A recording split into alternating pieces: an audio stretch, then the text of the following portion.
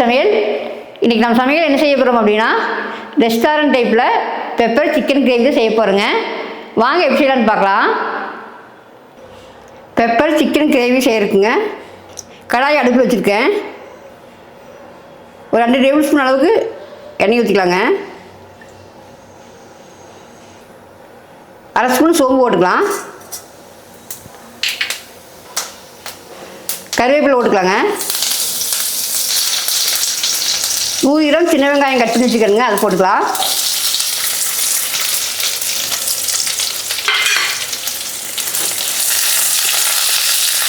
வெங்காயம் நல்லா வதங்கி வரட்டுங்க.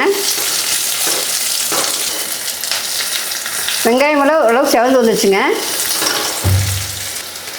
அடுத்து வந்து இஞ்சி பூண்டு பேஸ்ட்டு 1 டீஸ்பூன் அளவுக்கு போட்டுக்கலாங்க. போட்டு 1 நிமிஷம் தடுத்து விடலாம்.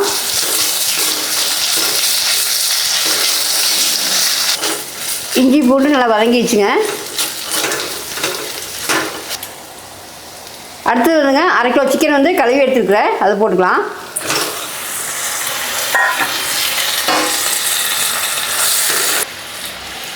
ஒரு 1/2 ஸ்பூன் மஞ்சள்தூள் போட்டுக்கலாங்க.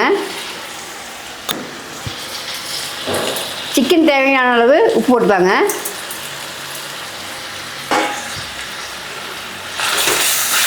போட்டு 1 நிமிஷம் கட்டி விடலாம்.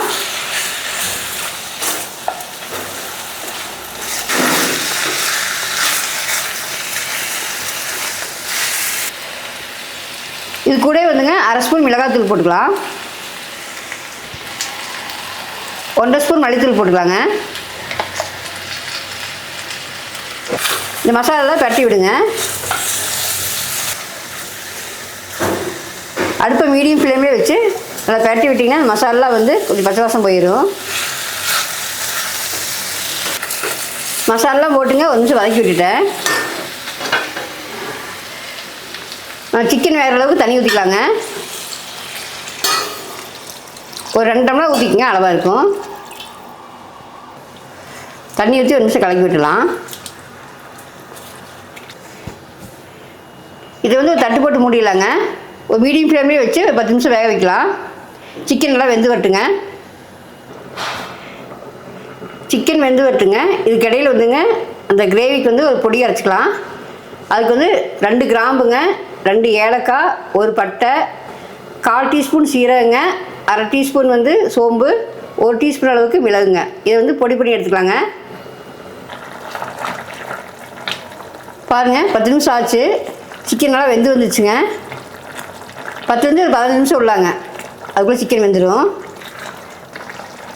இதுக்கப்புறம் பொடி பண்ணி வச்ச மசாலாலாம் போட்டுக்கலாங்க.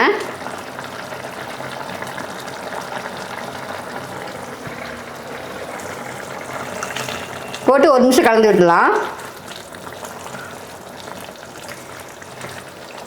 பாருங்கள், மசாலா போட்டு 1 நிமிஷம் கொதிக்கி விட்டேன். நல்லா கலந்து வந்துங்க, நல்லா வாசனையோடு நல்லா சிக்கன் நல்லா மணமாக இருக்குது. கலர் லைட்டாக மாறிடுச்சு பார்த்தீங்களா மசாலா போட்டோன்னே. இனி வந்துங்க மல்லித்தலை போட்டு இறக்கிடலாங்க.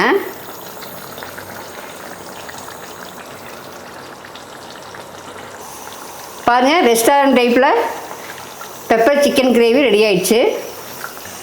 இந்த முறையில் செஞ்சிங்கன்னா ரொம்ப மணமாகவும் சுவையாகவும் இருக்குங்க. பாருங்கள், அருமையான சுவையில் பெப்பர் சிக்கன் கிரேவி ரெடி ஆயிடுச்சுங்க. ரெஸ்டாரண்ட் டைப்பில் இருக்குங்க. இது ரொம்பவே நல்லாயிருக்கும். இது வந்துங்க சூடான சாதத்துக்கு, இட்லி தோசைக்கு எல்லாம் செமையாக இருக்கும். நீங்களும் இதே மாதிரி செஞ்சு பாருங்கள். நான் போட்ட அளவுகளோடய செஞ்சிங்கன்னா ரொம்பவே நல்லாயிருக்கும். நீங்களும் இதே முறையில் செஞ்சு பாருங்கள்.